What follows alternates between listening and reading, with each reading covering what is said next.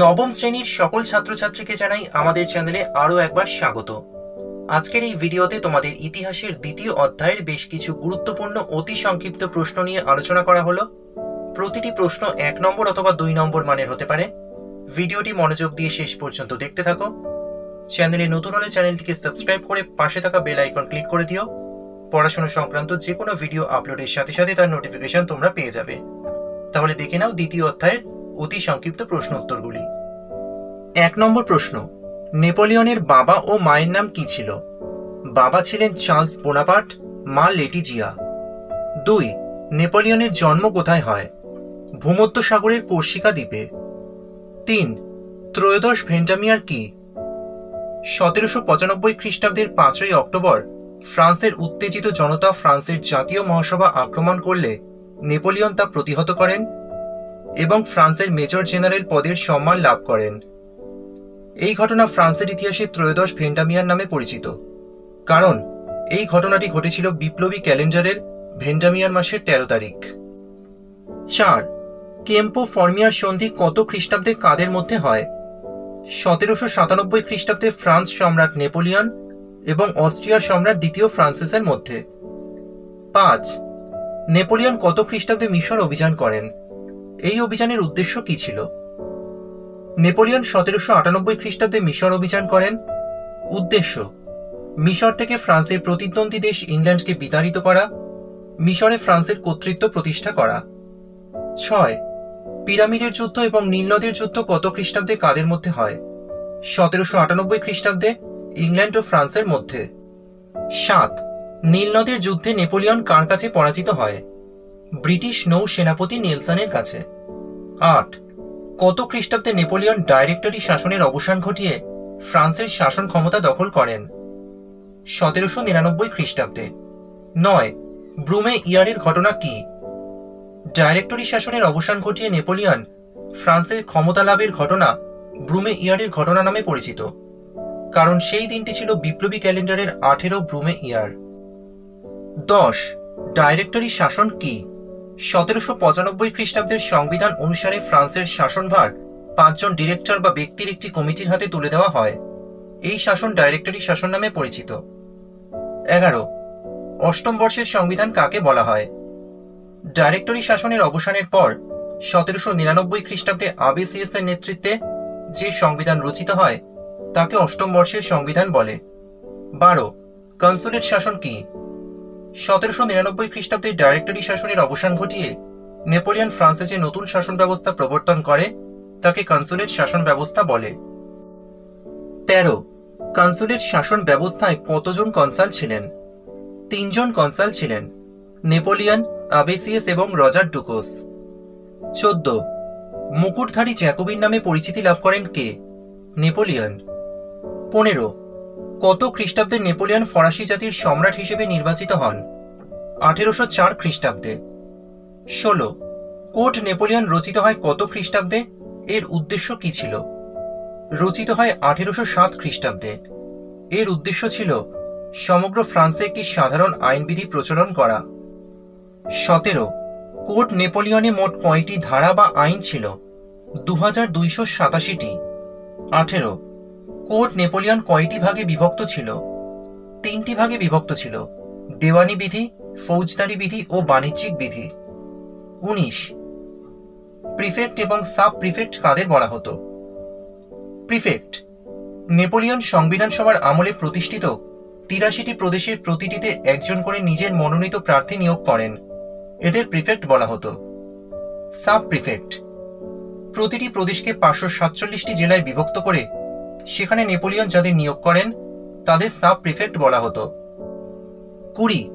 নেপোলিয়নকে দ্বিতীয় জাস্টিনিয়ান এবং ফরাসি সমাজের বাইবেল বলে কারা অভিহিত করেছেন? দ্বিতীয় জাস্টিনিয়ান বলেছেন ঐতিহাসিক ফিশার, ফরাসি সমাজের বাইবেল বলেছেন ঐতিহাসিক লেফেভর। 21. কে কত খ্রিস্টাব্দে ব্যাংক অফ ফ্রান্স প্রতিষ্ঠা করেন? 1800 খ্রিস্টাব্দে নেপোলিয়ন। 22. কত খ্রিস্টাব্দে ইউনিভার্সিটি অফ ফ্রান্স গড়ে ওঠে? 1808 খ্রিস্টাব্দে। 23. নেপোলিয়ন কত খ্রিস্টাব্দে কোন পোপের সঙ্গে ধর্ম মীমাংসা চুক্তি স্বাক্ষর করেন? 1801 খ্রিস্টাব্দে পোপ সপ্তম পায়াসের সঙ্গে। 24 লাইসি কি? সম্রাট নেপোলিয়ন ফরাসি শহরগুলিতে কয়েকটি উচ্চ আবাসিক বিদ্যালয় প্রতিষ্ঠা করেছিলেন। এগুলি লাইসি নামে পরিচিত। 25 লিজিয়ন অফ অনার কি? এটি হলো এক বিশেষ ধরনের সম্মান বা উপাধি। রাষ্ট্রের প্রতি সেবা ও আনুগত্যের পুরস্কার হিসেবে নেপোলিয়ন এটি প্রদানের কথা ঘোষণা করেন। 26 কোন সময়কাল নেপোলিয়নের যুগ নামে পরিচিত? 1799 খ্রিস্টাব্দ থেকে 1814 খ্রিস্টাব্দ পর্যন্ত সময়কাল। 27 নেপোলিয়ন বিপ্লবের কোন আদর্শকে বর্জন করেছিলেন? স্বাধীনতার আদর্শকে। 28 লুনেভিলের সন্ধি কত খ্রিস্টাব্দে কাদের মধ্যে হয়? 1801 খ্রিস্টাব্দে অস্ট্রিয়া ও ফ্রান্সের মধ্যে। 29 কে কত খ্রিস্টাব্দে পবিত্র রোমান সাম্রাজ্যের অবসান ঘটান? 1806 খ্রিস্টাব্দে ফরাসি সম্রাট নেপোলিয়ন। 30 কনফেডারেশন অফ রাইন কি? 1806 খ্রিস্টাব্দে নেপোলিয়ন জার্মানির বিভিন্ন রাজ্যের রাজাদের নিয়ে একটি সংগঠন তৈরি করেন। এটি কনফেডারেশন অফ রাইন নামে পরিচিত। 31 ভৌগোলিক সংজ্ঞার দেশ কাকে বলা হয়? ইতালিকে। 32 অ্যামিয়েন্সের সন্ধি কত খ্রিস্টাব্দে কাদের মধ্যে হয়? 1802 খ্রিস্টাব্দে ইংল্যান্ড ও ফ্রান্সের মধ্যে। 33 ট্রাফালগারের যুদ্ধ কত খ্রিস্টাব্দে কাদের মধ্যে হয়? 1805 খ্রিস্টাব্দে ইংল্যান্ড ও ফ্রান্সের মধ্যে। ইংরেজ সেনাপতি নেলসনের কাছে পরাজিত হয়েছিলেন সম্রাট নেপোলিয়ন। 34 অস্টারলিচের যুদ্ধ কত খ্রিস্টাব্দে কাদের মধ্যে হয়েছিল? 1805 খ্রিস্টাব্দে অস্ট্রিয়া ও রাশিয়ার যৌথ বাহিনীর সঙ্গে ফ্রান্সের হয়েছিল। 35 প্রেসবুর্গের সন্ধি কত খ্রিস্টাব্দে কাদের মধ্যে হয়েছিল? 1805 খ্রিস্টাব্দে অস্ট্রিয়ার সঙ্গে নেপোলিয়নের অর্থাৎ ফ্রান্সের। 36 ইউরোপের একমাত্র কোন দেশ নেপোলিয়নের কাছে মাথানত করেনি? ইংল্যান্ড। 37 সমুদ্রের রানী কাকে বলে এবং কেন? অষ্টাদশ ও ঊনবিংশ শতকে সমগ্র ইউরোপে ইংল্যান্ড শক্তিশালী নৌবাহিনীর সাহায্যে সমুদ্রের ওপর একচেটিয়া অধিকার কায়েম করেছিল। এই কারণে ইংল্যান্ডকে সমুদ্রের রানী বলা হয়। 38 কে কোন দেশের বিরুদ্ধে মহাদেশীয় অবরোধ ব্যবস্থা জারি করেন? সম্রাট নেপোলিয়ন ইংল্যান্ডের বিরুদ্ধে। 39 নেপোলিয়ন ইংল্যান্ডের বিরুদ্ধে কি কি ডিক্রি জারি করেন এবং কবে? বার্লিন ডিক্রি 1806 খ্রিস্টাব্দে, মিলান ডিক্রি 1807 খ্রিস্টাব্দে, ওয়ার্স ডিক্রি এবং ফন্টেনব্লু ডিক্রি 1810 খ্রিস্টাব্দে। 40 বার্লিন ডিক্রিতে কি বলা হয়েছিল? বার্লিন ডিক্রিতে বলা হয় ফ্রান্স ও তার মিত্র দেশের বন্দরগুলিতে ইংল্যান্ডের কোনো পণ্যবাহী জাহাজ প্রবেশ করতে পারবে না। অন্য কোনো দেশের জাহাজও ইংল্যান্ডের পণ্য বহন করতে পারবে না। 41 বার্লিন ডিক্রির প্রত্যুত্তরে ইংল্যান্ড কি ঘোষণা করে? বার্লিন ডিক্রির প্রত্যুত্তরে ইংল্যান্ড ফ্রান্সের বিরুদ্ধে অর্ডার্স ইন কাউন্সিল ঘোষণা করে।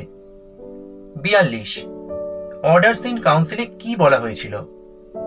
এতে বলা হয় ফ্রান্স ও তার মিত্র দেশের বন্দরে অন্য কোনো দেশের জাহাজ, এমনকি নিরপেক্ষ দেশের জাহাজও প্রবেশ করতে পারবে না।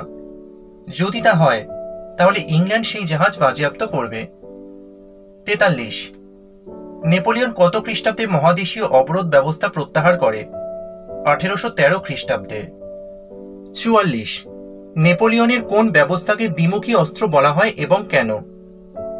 ইংল্যান্ডের ব্যবসা বাণিজ্য বিপর্যস্ত করতে নেপোলিয়ন মহাদেশীয় অবরোধ ব্যবস্থা চালু করেছিলেন, কিন্তু এই ব্যবস্থা ইংল্যান্ডের পরিবর্তে ফ্রান্সেরই বেশি ক্ষতি করেছিল, তাই এই ব্যবস্থাকে দ্বিমুখী অস্ত্র বলা হয়। 45 কোন যুদ্ধ সম্মিলিত জাতিবর্গের যুদ্ধ নামে পরিচিত? লিপজিগের যুদ্ধ। 46 কত খ্রিস্টাব্দে কাদের মধ্যে লিপজিগের যুদ্ধ হয়? 1813 খ্রিস্টাব্দে ফ্রান্সের সঙ্গে ষষ্ঠ শক্তি জোটের। 47 টিলসিটের সন্ধি কত খ্রিস্টাব্দে কাদের মধ্যে হয়েছিল? 1807 খ্রিস্টাব্দে ফরাসি সম্রাট নেপোলিয়ন এবং রাশিয়ার জার প্রথম আলেকজান্ডারের মধ্যে। 48 টিলসিটের সন্ধির গুরুত্ব কি ছিল? টিলসিটের সন্ধির ফলে ইউরোপে নেপোলিয়নের ক্ষমতা ও প্রতিপত্তির সর্বোচ্চ শিখরে পৌঁছেছিল। ইংল্যান্ড ছাড়া ইউরোপের সকল বৃহৎ শক্তি নেপোলিয়নের অধীনতা স্বীকার করেছিল। 49 নেপোলিয়ন কোন কোন অঞ্চল নিয়ে গ্র্যান্ড ডাচি অফ ওয়ার্স করে তুলেছিলেন? অস্ট্রিয়া, প্রাশিয়া এবং রাশিয়া অধিকৃত পোল্যান্ডের কিছু অংশ নিয়ে। 50 নেপোলিয়ন স্পেন জয়ের পর স্পেনের সিংহাসনে কাকে বসিয়েছিলেন? নিজের ভাই জোসেফ বোনাপার্টকে। 51 স্পেনীয় ক্ষত কি? স্পেনের অভ্যন্তরীণ বিরোধের সুযোগে 1808 খ্রিস্টাব্দে নেপোলিয়ন স্পেনের সিংহাসনে নিজের ভাই জোসেফ বোনাপার্টকে বসান। এতে ক্ষিপ্ত হয়ে স্পেনবাসী পর্তুগাল ও ইংল্যান্ডের সঙ্গে একত্রে ফ্রান্সের বিরুদ্ধে যুদ্ধ ঘোষণা করে। এই যুদ্ধে নেপোলিয়ন পরাজিত হয়। নেপোলিয়নের এই ব্যর্থতা স্পেনীয় ক্ষত নামে পরিচিত। 52 উপদ্বীপের যুদ্ধ কি? নেপোলিয়নের মহাদেশীয় অবরোধ ব্যবস্থা পর্তুগাল মানতে অস্বীকার করলে নেপোলিয়ন পর্তুগাল আক্রমণ করেন। পর্তুগাল জয়ের পর তিনি স্পেন দখল করতে সচেষ্ট হন। এর ফলে স্পেন ও পর্তুগালের জনগণ নেপোলিয়নের বিরুদ্ধে যুদ্ধ শুরু করে। এই যুদ্ধকে উপদ্বীপের যুদ্ধ বলে। 53 নেপোলিয়নের বিরুদ্ধে রাশিয়া কোন নীতি গ্রহণ করেছিল? পোড়ামাটি নীতি। 54 পোড়ামাটি নীতি কি? পোড়ামাটি নীতি হলো একটি বিশেষ রণকৌশল। আক্রমণকারী সৈন্যরা যাতে আক্রান্ত দেশের জিনিস ব্যবহার করতে না পারে সেজন্য আক্রান্ত দেশের সৈন্যরা নিজেদের জিনিস নিজেরাই পুড়িয়ে নষ্ট করে দিত। এই রণকৌশল পোড়ামাটি নীতি নামে পরিচিত। 1812 খ্রিস্টাব্দে নেপোলিয়নের রাশিয়া আক্রমণের সময় রাশিয়ার সেনাপতি কুটুজভ এই নীতি গ্রহণ করেছিল। 55 কোন সন্ধির ফলে নেপোলিয়ন সিংহাসন ত্যাগ করেন? ফন্টেনব্লু সন্ধির ফলে। 56 ফন্টেনব্লু সন্ধির শর্ত অনুসারে নেপোলিয়নকে কোথায় নির্বাসন দেওয়া হয়? এলবা দ্বীপে। 57 শত দিবসের রাজত্ব কি? 1814 খ্রিস্টাব্দের মার্চ মাসে নেপোলিয়ন শত্রুপক্ষের হাতে পরাজিত হন এবং তাকে এলবা দ্বীপে নির্বাসন দেওয়া হয়। নির্বাসিত থেকেও নেপোলিয়ন হতাশায় ভেঙে না পড়ে ফ্রান্সের ক্ষমতা পুনরুদ্ধারের স্বপ্ন দেখতেন। স্বপ্নকে সত্যি করে নেপোলিয়ন এলবা দ্বীপ থেকে ফ্রান্সে ফিরে 1815 খ্রিস্টাব্দের 20 মার্চ থেকে 29 জুন পর্যন্ত যে 100 দিন রাজত্ব করেছিলেন তা শত দিবসের রাজত্ব নামে পরিচিত। 58 কত খ্রিস্টাব্দে কাদের মধ্যে ওয়াটারলুর যুদ্ধ হয়?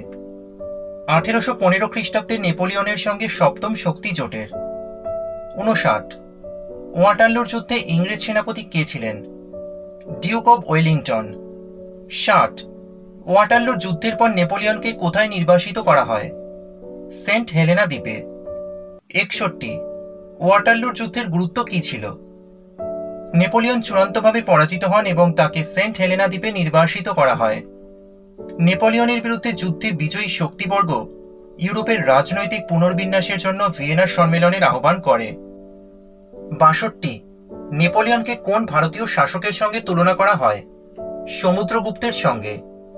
63 নেপোলিয়নকে ইতালির মুক্তিদাতা বলে কেন? কারণ নেপোলিয়ন অস্ট্রিয়াকে পরাজিত করে ইতালিকে অস্ট্রিয়ার শাসন থেকে মুক্ত করেছিলেন। তাহলে তোমাদের ইতিহাসের দ্বিতীয় অধ্যায়ের সমস্ত গুরুত্বপূর্ণ অতি সংক্ষিপ্ত প্রশ্নগুলো এই ভিডিওতে তোমরা পেয়ে গেলে। ভিডিওটা ভালো লাগলে লাইক করো, ভিডিওটি শেয়ার করো।